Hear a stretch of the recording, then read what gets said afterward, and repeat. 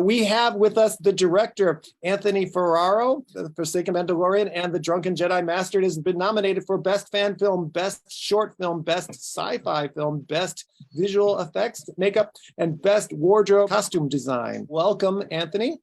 Nice to be here. Great to be here. You are an actor in this film as well, yes? Yeah, I am the Drunken Jedi. Yes.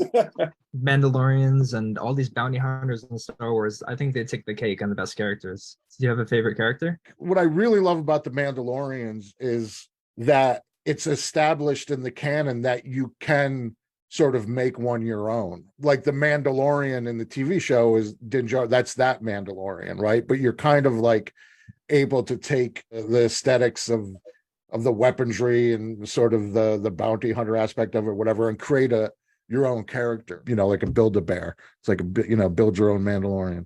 And something that also really stood out to me about the film in general was the special effects. Specifically, how did you create the effects with the ships? Because it's Star Wars, like there's so many people making stuff around it. There's plenty of places where you can just buy already made Star Wars models. So what we did is we bought a ship. It's doing mashups of a couple of different Star Wars ships to create that. And then the speeder, I physically built the speeder, but then the visual effects artist did a model version of the speeder. So when the actor's actually on the speeder, it's the real physical one. But then for the wide shots and the long shots or whatever, that's a 3D model of it. But a fun fact, like the guy who plays the Twi'lek in the beginning is also the visual effects artist. So that's a pro tip. If you want your visual effects cheap and timely, cast the visual effects artist as an actor and he'll be very motivated.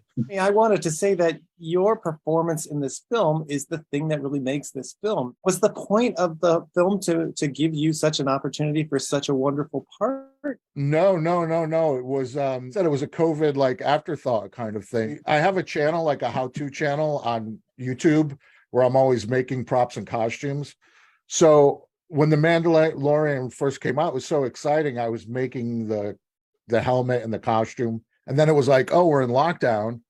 And I was like, oh, I'll keep making this costume. And then it occurred to me that a Mandalorian costume is full body PPE. So I was like, oh, Mandalorian and a Jedi. And because it was COVID, I wrote the part for me because I figured that would be the easiest way to do it.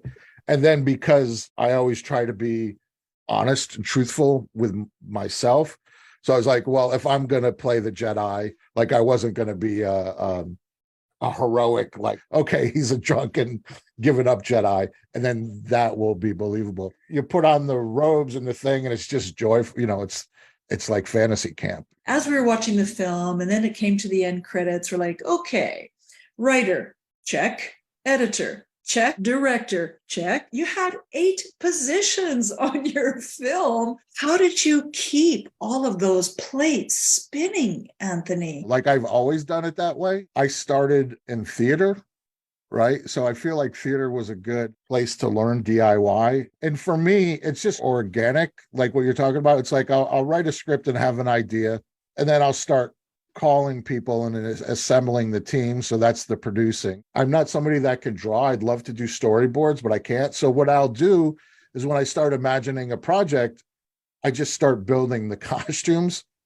And typically I'll have the props and costumes before I even start casting, which sometimes is problematic because I'm looking at an actor and in the back of my head, I'm saying like, oh, I hope he's 32 waist or whatever. It wasn't like for this project, I had to bite the bullet and do all those things. Like I just do that on all my projects. What was your favorite prop to design and what was your favorite piece of wardrobe or costume to design? My favorite prop was, I think the Mandalorian's weapon. So what I did was I had this idea that was kind of like a Mad Max sort of sawed off shotgun thing because I thought this guy was really hard. I took a 3D file of the proper Mandalorian rifle, the iconic one, and then I just took some components of it to make it sawed off shotgun size. I had a lot of fun with that. And what about your favorite piece of costume? So design, I made my own. I made a Jedi belt. It has like some elements of the prequels.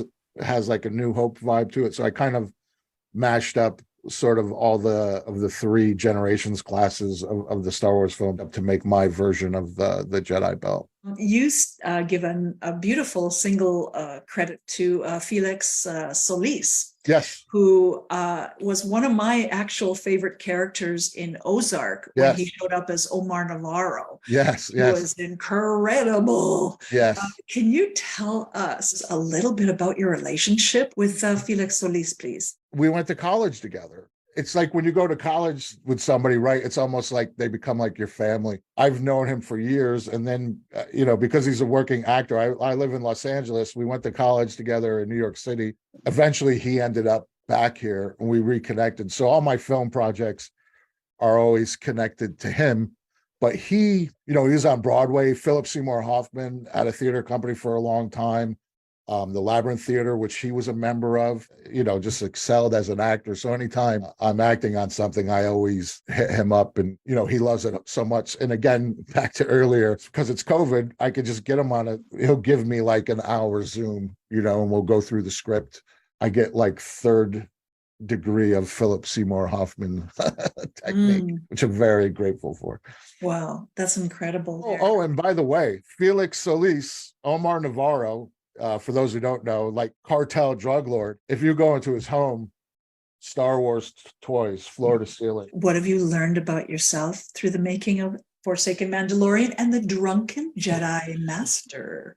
Strangely, what I learned about this is that I forgot that I love to act. I started off as an actor. I studied acting. I got my degrees in acting, but that was like 20 years ago. And because I never got hired as an actor and got to do that, I moved on and did other things and produced and directed and wrote.